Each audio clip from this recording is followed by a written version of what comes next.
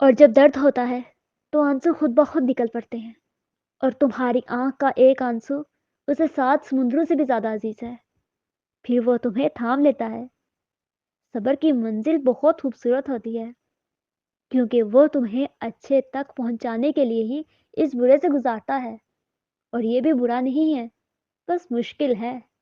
تم اس پہ بھروسہ کر کے سفر شروع تو کرو، رو لو، گر گرا لو، اس سے کہو کہاں مشکل ہے۔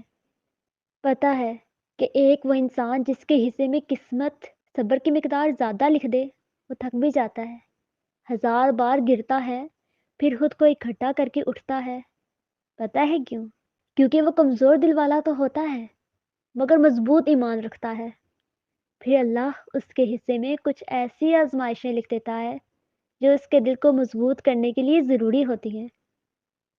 جب کوئی تکلیف آن گرے تو انسان کے اندر درد بڑھ جاتا ہے، اور وہ درد ہی اسے طاقتور بناتا ہے۔